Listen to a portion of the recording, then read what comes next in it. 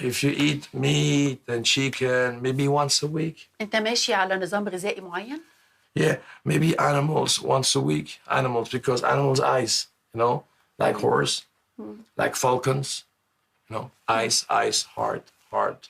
So not too much animals. Of course, Arabic people don't eat horse, but I'm saying even meat, not too much eating meat. No good. Once a week, maybe maximum. And then vegetable, hummus, all good Arabic food, Middle East, like in the old time, like in the Muslim. Look at the Muslim. Bread, almond, apple. Go read. Yeah. Read. You discover in the Muslim a lots of good thing. Okay. Very smart Prophet Muhammad. He knew what's good for the future about the body. So look at that. Don't ask me, and believe me, you have everything. So Sayyidina Umar said, إِيَّاكُمْ وَاللَّحْمِ فَإِنَّ لَهُ ضَرَاوَةَ كَضَرَاوَةِ الْخَمْرِ.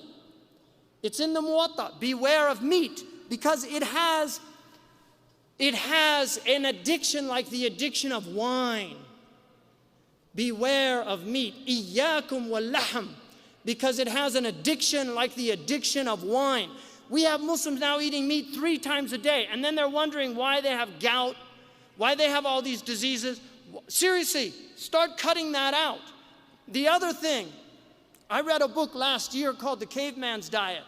And in that book, he was arguing, he's not a Muslim. He said everybody should fast at least a month out of the year where they diminish their, this is what he said in his book. He's from LA. Everybody should fast a month out of the year and fast a couple of days in the month. Because he said our bodies are designed to be food deprived.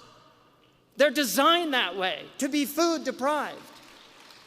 If you want to see an amazing documentary, look at Sick, Fat, and Nearly Dead. Sick, Fat, and Nearly Dead. And you look at the miracle that happens on that.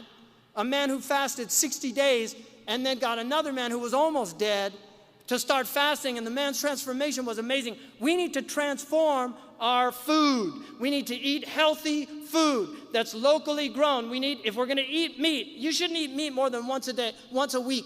Imam Sahar al-Tusturi, one of the conditions when he took on students, one of the conditions he stipulated was they only ate meat once a week. In Maliki fiqh, a rich woman is entitled to meat twice a week.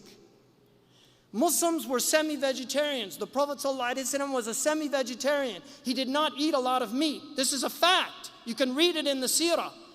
2 months they would see no smoke came out of his chimney. And they would say, what were you eating? They said, al-aswadain. It's in the Sahih collection. Al-aswadain, water and dates. Dates are one of the most beneficial foods in the world. So this is absolutely imperative that you change your diets.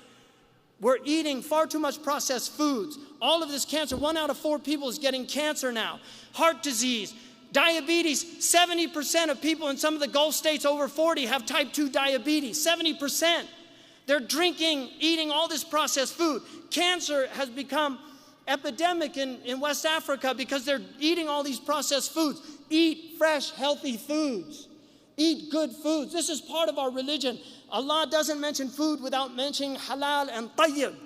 Make your food a source of nutrition.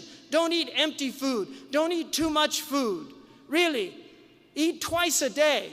Sahal was asked, he said, what do you say about a man who eats once a day? He said, akul al-anbiya, that's the way the prophets eat. He said, what about twice a day? He said, akul al-salihin. He said, that's the way the righteous eat. And then he said, what about 3 times a day? He said, build for them a trough.